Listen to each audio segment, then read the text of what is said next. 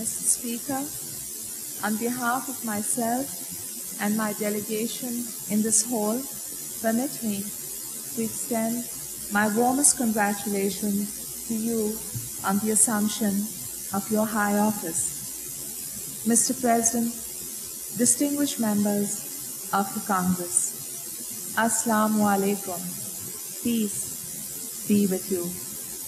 We gather together friends and partners who have fought side by side for liberty.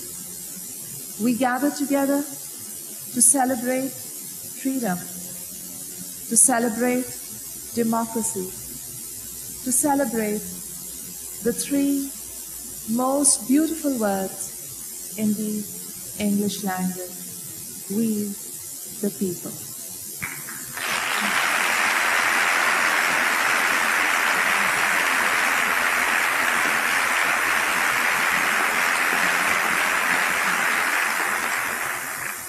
I stand here conscious of the honor you bestow on my country and on me.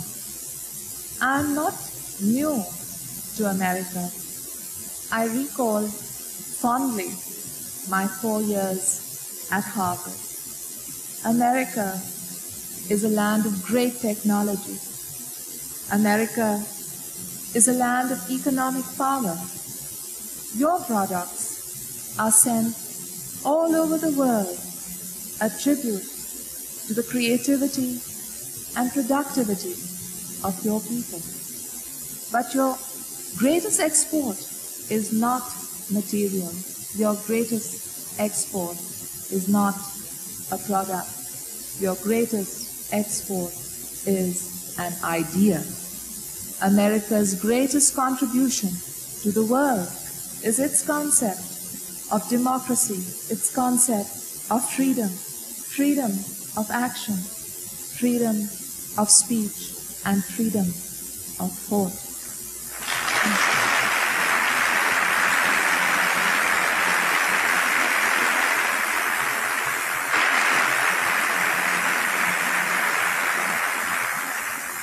President Bush, in his inaugural address, spoke of a new breed across America.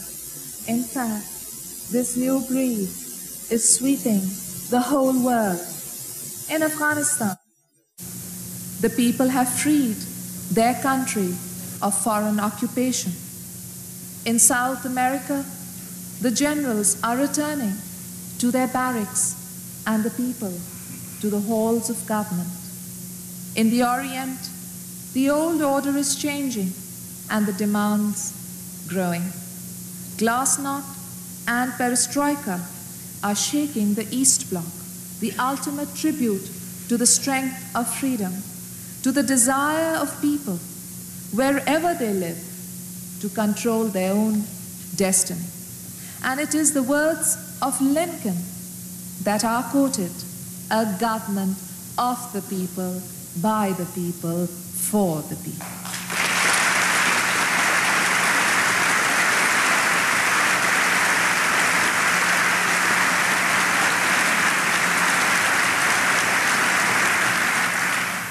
For many of us, the root of all this progress, the foundation of democracy, lies on this continent 200 years ago in your Covenant of Freedom, in words penned by Madison, we the people. My presence before you is a testament to the force of freedom and democracy in Pakistan. Throughout 1988, the call for democratic change in Pakistan grew louder. After a decade of repression, the wave of freedom surged in Pakistan. On November 16th, the people of Pakistan participated in the first party-based election in 11 years. The Pakistan People's Party won a convincing victory, showing wide national support all across the 4 provinces of our great country. Democracy had at last returned to Pakistan.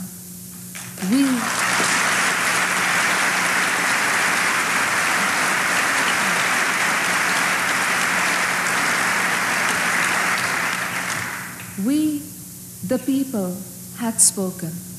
We, the people, had prevailed. In its first days, our new government released political prisoners, legalized labor and student unions, and restored press freedoms. We signaled our right of recognition to the role of the opposition in a democratic society, giving them free and regular access to the state media for the first time in our history. We set as our focus reconciliation, not retribution. Some claimed to fear revenge against the murderers and the torturers, revenge against those who subverted constitutional law. But ladies and gentlemen, there was no revenge for them.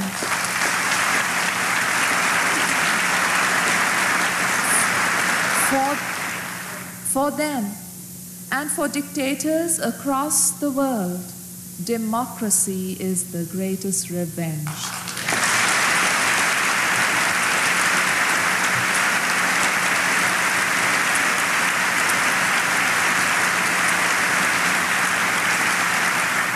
For us, the election was the end to an unspeakable ordeal. A democratic government was overthrown in a military coup, and for 11 years, dictatorship ruled our nation. Political parties were banned, political expression prohibited. There was no freedom of press. The Constitution was suspended and amended into virtual non-existence.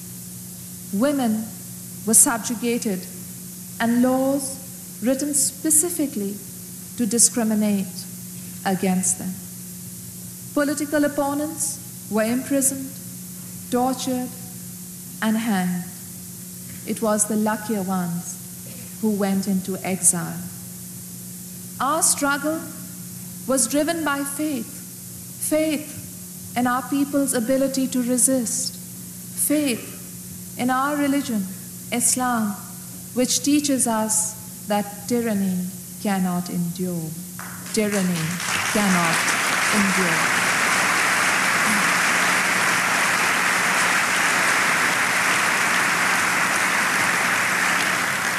It is the same faith which has fueled the battle for freedom next door in Afghanistan. Both our countries have stood alongside the Afghans in their struggle for more than a decade. For 10 long years, the people of Pakistan have provided sanctuary to our Afghan brothers and sisters.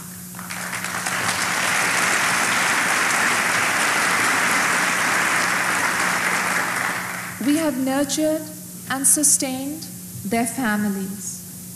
More than 3 million refugees are on our soil. Still more are coming, fleeing the bloodshed, and we have welcomed them, housed them, and fed them. And for 10 long years, the United States, in a united bipartisan effort of 3 administrations and 6 Congresses, has stood side by side with Pakistan and the brave Mujahideen.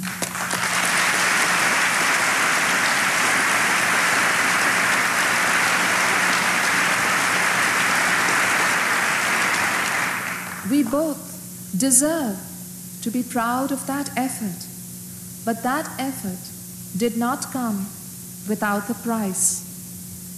Our villages were strafed, our people killed. Our peaceful country has changed.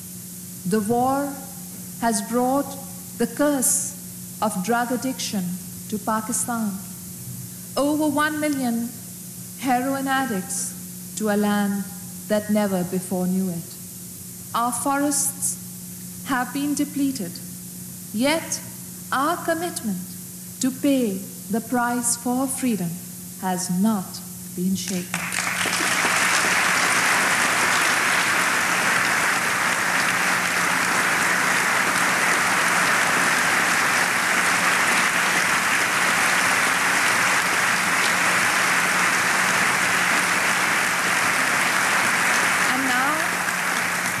And now, despite the Soviet withdrawal, peace has not returned to Afghanistan.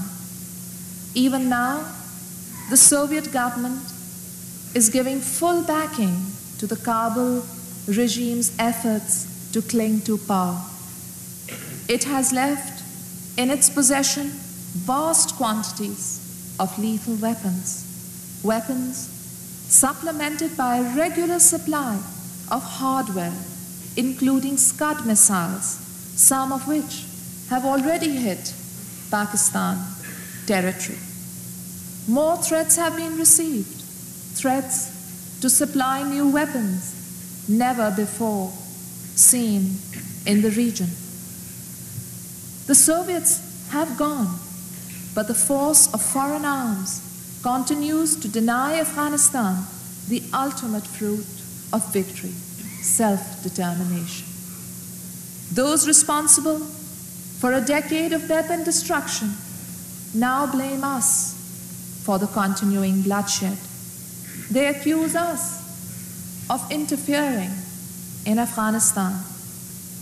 Distinguished members, nothing is farther from the truth and nothing is more unjust.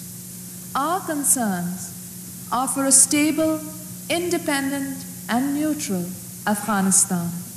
An Afghanistan where the people can choose their own system, their own government in free and fair elections.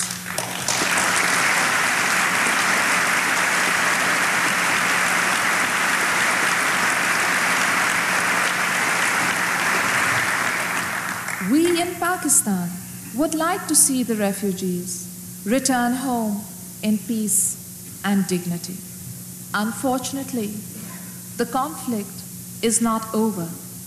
It has entered its closing stage, a stage often the most difficult and most complex. Distinguished friends, Pakistan and the United States have traveled a long road with the Afghans in their quest for self-determination. Let us not, at this stage, out of impatience or fatigue, become indifferent.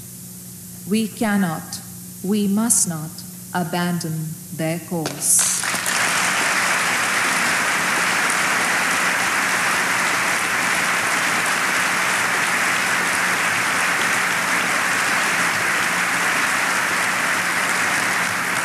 The world community must rise to the challenge which lies ahead, the challenge of achieving a broad-based political settlement to the war, of rebuilding a shattered country, of helping the victims of war, of developing the Afghan economy.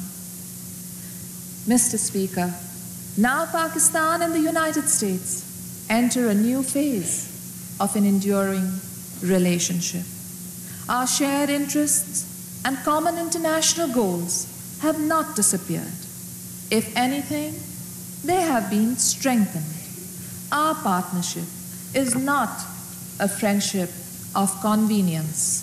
For decades, we have been tied together by mutual international goals and by shared interests. But something new has entered into the equation of bilateral relations, democracy. We are now moral as well as political partners. Two elected governments bonded together in a common respect for constitutional government, accountability, and a commitment to freedom. Because of the intensity of our struggle for freedom, we will never take it for granted in Pakistan. Our democratic institutions are still new and need careful tending. Democracy's doubters have never believed that it could address the problems of developing countries. But democracy in Pakistan must succeed to signal nations in political transition all over the world that freedom is on the rise.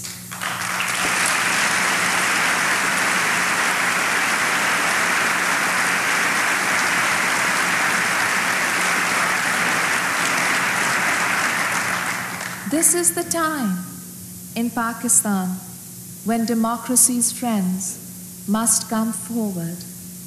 We need the time and the resources to build a truly strong constitutional government. If we succeed, all democracies share in that success. Today, we are on the threshold of a new democratic partnership between our two countries, addressing new priorities, a partnership which addresses both our security concerns and our social and economic needs, a partnership which will carry us into the 21st century, strong in mutual trust, close in common interest, constant to the values we share, working in association with democratic governments all across the world to promote the values of freedom. This is the partnership, the new democratic Pakistan we hope to build with your continuing help. The time is right, my friends, to make miracles in Pakistan.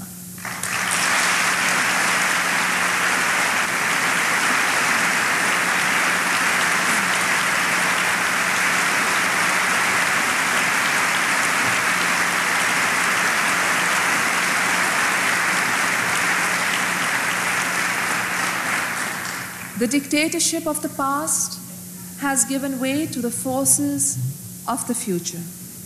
The years of social and economic neglect beg for redress.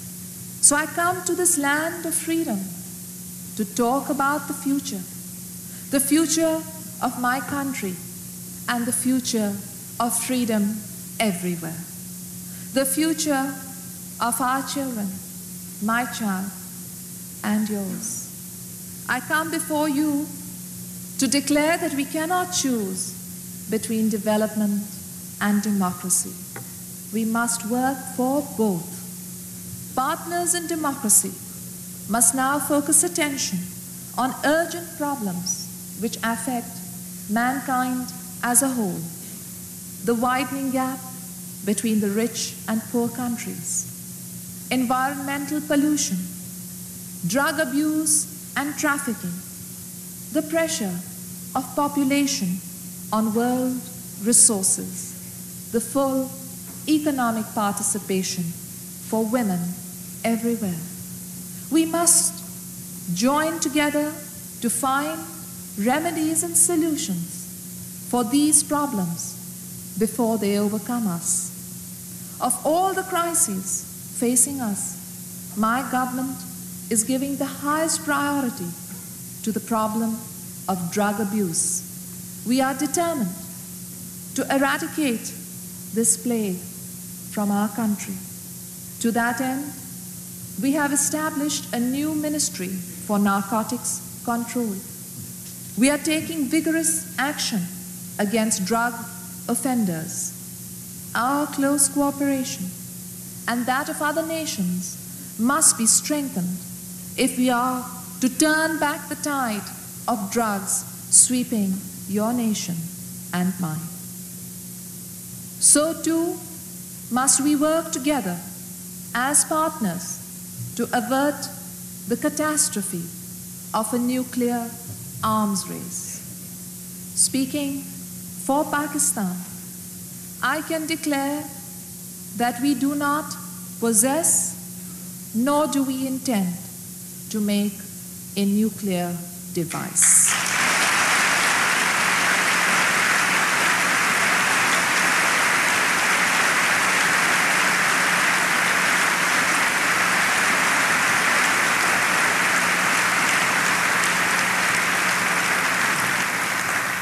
That is our policy.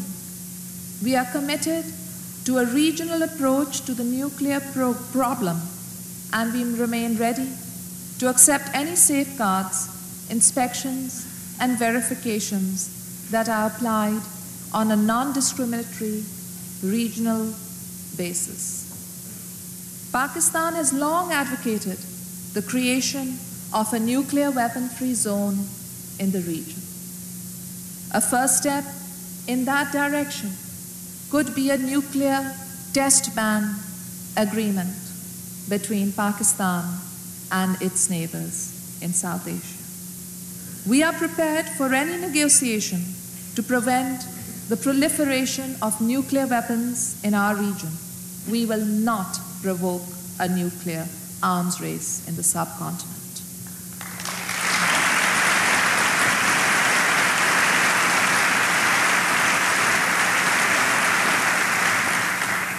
The United States has long held a commitment to peace in South Asia.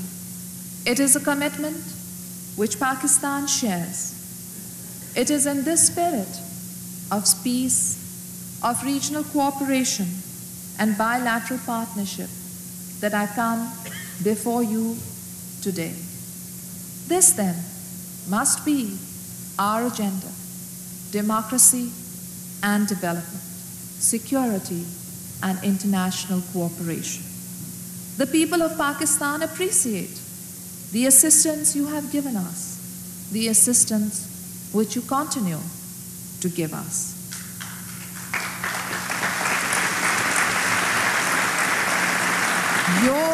Your military assistance has helped maintain a relative balance in the region. It has contributed to Pakistan's sense of security. It has strengthened the peace and stability of the South Asian region. Mr. Speaker, everywhere the sun is setting on the day of the dictator. In Pakistan, when the moment came, the transition was peaceful. The whole nation, farmers, workers, the soldiers and civilians, men and women, together heralded the return of democracy. The people have taken power in their hands, but our work has just begun. My friends, freedom is not an end. Freedom is a beginning. And in Pakistan, at long last, we are ready to begin. Our two countries stood together in the last decade to support the fight of the Afghan people for freedom. Let us stand together now as the people of Pakistan strive to give meaning to their newfound freedom. Come with us towards a tomorrow better than all the yesterdays we knew. History, the rush of events, perhaps even destiny, have brought me here today. I am proud to be the elected Prime Minister of Pakistan in this critical time.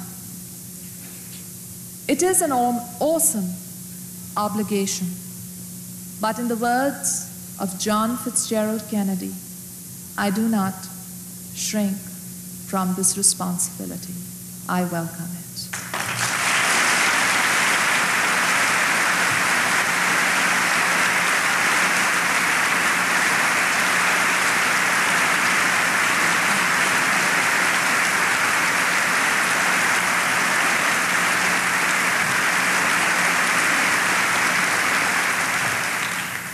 As a representative of the young, let me be viewed as one of a new generation of leaders unshackled by the constraints and irrational hatreds of the past. As a representative of women, let my message be, yes, you can.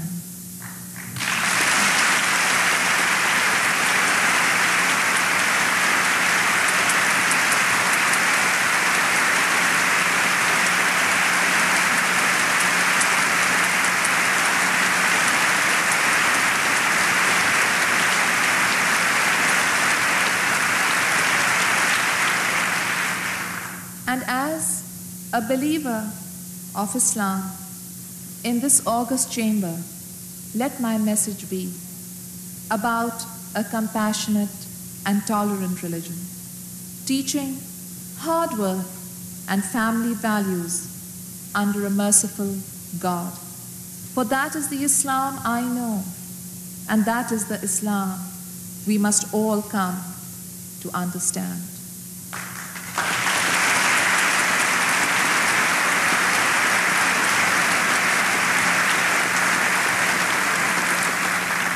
For me and the people of Pakistan, the last 11 years have encompassed a painful odyssey.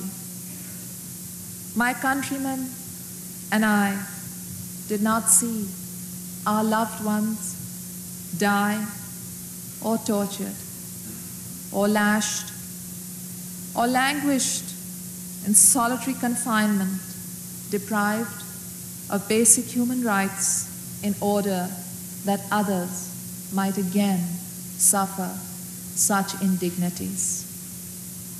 We sacrificed a part of our lives. We bore the pain of confronting tyranny to build a just society.